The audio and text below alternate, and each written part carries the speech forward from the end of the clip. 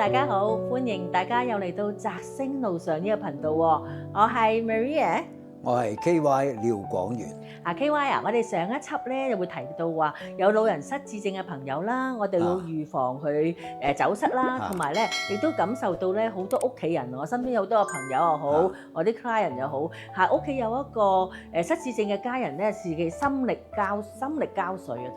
啊，真係都唔知點樣好，同埋首先咧點樣控制自己啲情緒啊，各方面咧都一頭煙啊，總之搞到一頭煙。咁所以我今日咧，我哋想傾下，我哋之前有講過話全因為愛為護老者打氣咁我哋今次咧就希望可以集中係講多啲，當你有個即係家人佢有失智症嘅時候，可以點樣做咧？不如我哋由我哋嗰3個 pillar 開始講起啊。OK， 我有3個 pillar， 第一就係 knowledge 資訊，即係要認識失智症，你認識嗰樣嘢係咩嚟？第二個 pillar 咧就係 skills，即係你要懂得點樣應付，有啲咩嘅方法你可以應付。第3咧就係 wellness，你要照顧自己嗰個身體咁咧，我哋成日講你要善待自己。係嗱，咁我哋著樣講啦由第一個 knowledge 嗰方面，我記得好耐之前咧，我哋咧就做咗一個即係短片啊，一個嗰陣時冇咁多 YouTube 或者冇咁多即係資訊咁方便咧，我哋咧就做咗一個 DVD 咁喺個 DVD 裏邊咧，我哋咧就揾咗唔同嘅專業人士咧，喺個知識嗰方面咧，究竟去教育社會大眾究竟失智症係啲咩嘢咁我最深刻咧，當年咧我就訪問咗一個家庭醫生，我真係好敬重佢。咁佢咧就專登係診症之前咧，就幫我錄咗個短片啦，亦都舉咗好多即係好實用嘅例子。咁我其中一個好深刻嘅印象咧，就係話如果咧一個太太佢本來咧屋企一日10個8個人咧，晚晚翻嚟食飯咧，煮一餐餸菜咧，一啲問題都冇嘅咁但係如果嗰個太太突然之間見到一條魚點樣蒸都唔記得，即係佢一般日常嘅技能咧，佢都做唔到咧，咁就係一個信號啦。但係調翻轉，你本來魚都唔識蒸嘅，咁你唔識蒸就好正常啦。但係如果話好似我咁樣，我煮嘢好都好有興趣，煮到好多都冇問題。突然之間有一啲嘅技巧，你完全唔記得點做咧，呢一個咧就係一個信號啦。係啦，有好多人 mix up 咗，以為失智症咧佢係唔記得嘢，其實唔記得嘢唔係唔記得嘢，而係佢唔記得生活技能。係啦，佢唔記得咗佢最熟悉嗰樣嘢。另外一個例子，我最記得舊時我係工作嘅時候咧，有一個老人家個囡囡咧就話俾我聽，佢話我唔知道媽咪咧揦住啲衫入去，即係佢要沖涼咧咁搞好耐，佢都唔出到嚟，又冇乜聽到水聲。咁又唔知道佢點，就發覺好似佢個人衞生係有啲問題喎。原來好似你話齋喺個 procedures 有啲活動，譬如話我要沖涼，首先我要準備好有毛巾啊，要開水啊，我要除衫，我要沖涼，跟住我要點樣去沖好自己，又着翻衫咁樣。原來呢啲咧為一啲失智症嘅朋友嚟講咧，都係一啲好複雜嘅程序我哋唔可以搞錯啊！沖咗幾十年，你而家唔識沖涼咁咁呢啲咧，我哋都要喺一啲好細微嘅情況裏邊咧去為意咯。又或者咧，我聽落好似好好笑。我記得舊時我哋好多個案咧，點解突然之間見到個雪櫃有個燙斗喺入邊？係啦，係咪啊？或者咧，我都見到我身邊有啲親人咧，將個蛋撻咧擺咗落個衣櫃入邊即係佢可能有啲嘢，佢應該點樣擺，佢成日有少少即係唔知道點做咧。呢啲都係我哋喺個知識嘅方面去認識失智症帶嚟生活上面有啲咩嘅困難。係啦。即係 misplace 啲嘢，又係其中一個咩嘅佢根本冇辦法 relate 到個煎咗隻蛋，個蛋同其他嘅嘢點樣有咩關係？咁佢就所以我覺得咧喺個知識上邊，我哋今日未必會講晒所有啦。咁想要話其實喺個互聯網上面啦，咁當然有啲可靠嗰啲網啦去了解多啲究竟失智症係啲咩回事，或者如果你屋企我哋叫做 psycho education， 如果你屋企有一個家人佢有呢個情況咧，因為每個人好獨特嘅，唔代表話你屋企嗰個家人有失智症同我屋企一樣。咁我覺得咧要去多啲去搜集多啲嘅資料啦，或者去聽多啲嘅資訊啦，其實請教個家庭家庭醫生或者老人科醫生喺呢方面嘅知識啦，係同埋我當年嗰個短片咧，包括咧唔係淨係醫生啦，我有老人科醫生、家庭醫生，有物理治療師、有藥劑師、有活動嘅方面嘅 recreation therapist 咧，大家其實係一個好多嘅 multi-discipline 多元化嘅團隊咧，去一齊幫嗰啲即係有失智症嘅老人家，咁所以咧嗰啲資訊咧，大家喺網上邊亦都可以揾到啊。係啦，其實基本上咧，失智症就係話嗰個老人家同而家個現實已經脫世，脫咗節，已經脫咗節㗎啦嚇。佢會唔認得人嚇？咁咧即係嗰個你個如果你爹哋有失智症，佢可能唔認得你係佢個仔，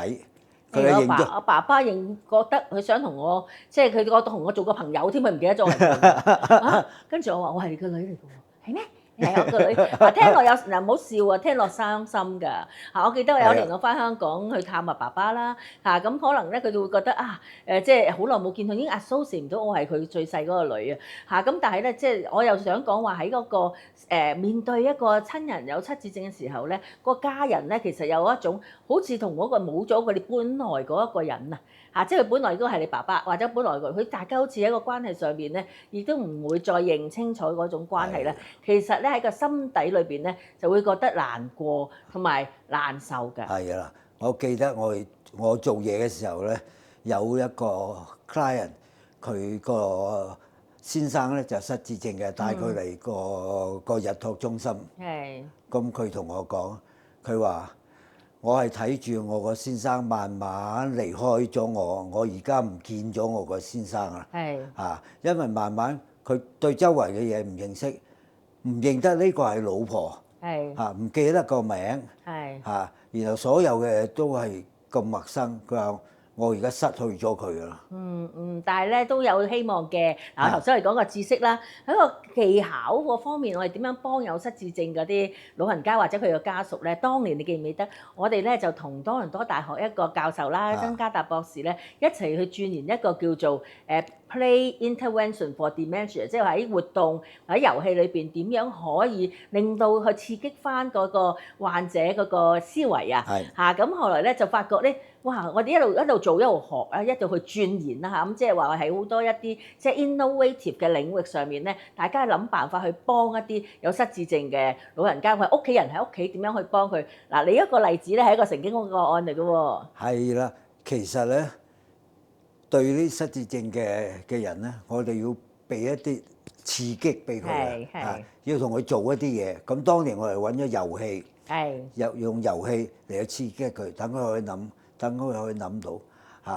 咁咧，正話我講個故仔，嗰個太太話個老公唔見咗咧，其實身邊有一個好 touching 嘅。佢有一日佢翻嚟同我講，佢去完我哋啲活動之後咧，佢好開心。佢翻嚟同我講，有一日就話：哎呀，我老公翻嚟我度啦咁。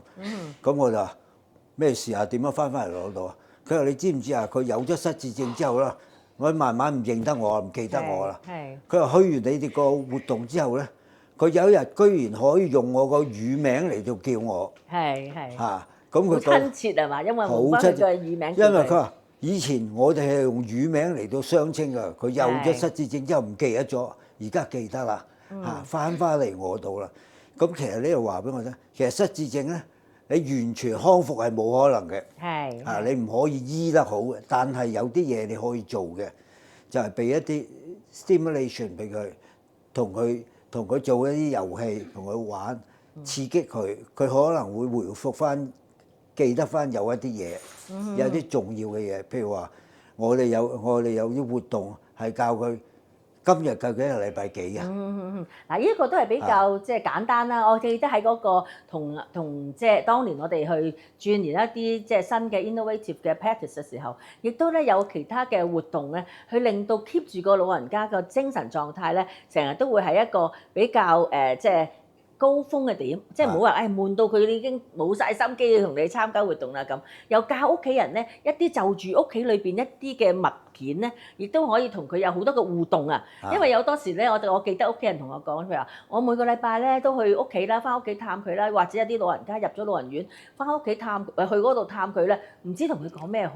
啊！嚇講咗兩句話，今日星期幾咁，跟住點咧好咧？咁後來咧又譬如好啲好簡單嘅工具，屋企人一定會有，或者係影咗啲相啦。而家我哋手機上面咧都好多嘅相片啦，唔使話攞個成本相簿啦，嚇去同佢一齊去回味翻。一啲嘅即係咪開心嘅 moment 啊嚇，咁佢可能已經唔記得咗，但係你俾佢睇翻嗰張相啦，或者睇翻一啲佢舊時去做嘅手工啦，或者佢舊時有譬如話佢舊時係音樂嘅，或者佢舊時唱嗰個歌啦，咁去刺激翻佢咧，佢會覺得佢同佢 engage 到嗰個有意思嘅互動咧，我覺得咧就非常非常之重要，亦都係一啲嘅技巧啦，一啲屋企人咧可以咧同佢一齊去做一齊去過一啲我成日都講話高質素嘅生活啊！呢個有意思嘅互動啊，係啦，嗱，仲有一樣嘢，我哋一路講就係話照顧佢嗰個人嗰個困難，其實我哋都要留意一下嗰個失智症嗰個人遇到嗰啲 frustration 啊，係嗰種仲緊要啊，係啊，即係本來我做到嘅嘢，我而家做唔到，即係當事人，你個病人，個當事人嘅病，我做唔到，佢已經好 frustrated 啦，係，所以有好多 frustration，所以你見到有陣時佢好猛整啊，咁你應該慢慢知道究竟體諒下佢其實有啲嘢佢做唔到啦，佢失去咗啦，麥基華你講得都非常非常好，因為我頭先咧都爭啲唔記得咗講一個非常重要嘅 point 咧嘅重點咧就係失智症唔會話今日我起身聽日就變咗好嚴重，係一種慢慢即係衰退，最難過嗰關咧就係當嗰啲人知道自己記得同唔記得之間啊，好似你話齋嗰種 frustration 嗰種沮喪咧，或者都明明我記得，點解又好似唔記得佢就好似開始懷疑自己有失智症咁好似你話齋會猛陣咯，或者點解會係咪咁樣咧？點解有啲人屋企人唔識得去同佢溝通嘅時候，可能仲會 challenge 佢啦、挑戰佢啦，話唔搞錯你唔記得，即係令到佢更加情緒嗰方面咧更加難受啊！去明白失智症嗰個患者嗰個情緒咧係都非常非常之重要，係啊。係啦，即係點樣照顧啲失智症嘅人咧？我最記得我之前講過，我提示大家睇一出戲，女人40，蕭芳芳同喬宏，其實係好精彩嘅。喬宏係個失智症嘅，蕭芳芳係佢個新抱，要照顧佢。嗱，佢就係咁啦，即係嗰個老人家其實已經唔記得而家究竟係點㗎啦。咁你唔可以同佢拗。喬宏走咗上去天台度，佢記得我以前打仗嘅，我以前打日本仔嘅，咁啊走咗上去個天台度，喺度砰咁，但係好危險啊！踩錯就跌咗落去咁啊，蕭芳芳唔係鬧鬼佢冇鬧佢，唔係話你傻啊，你做埋晒咁嘅嘢咩？蕭芳芳只係講咗一句嘅，佢話今日係和平紀念日，我哋入去一齊慶祝和平紀念日。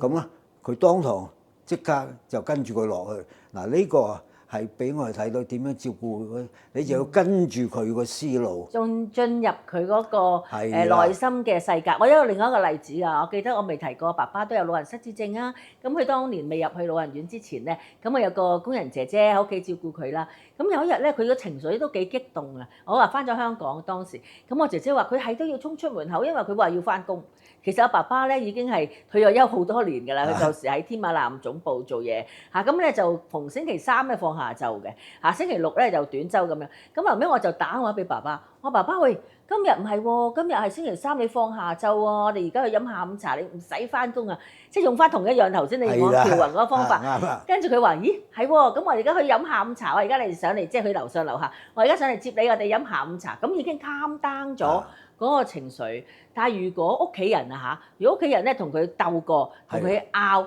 同佢嘈咧，就只不過咧令到一方面嗰個情況好難處理啦。二嚟咧，亦都咧就屋企人自己好憤怒。所以頭先你講三個 pillar 啦，第三個 pillar 就係屋企人點樣可以成日咧都去維持住一個，即係你要照顧好自己嘅情緒，你先至有精力咧去照顧你屋企有失智症嘅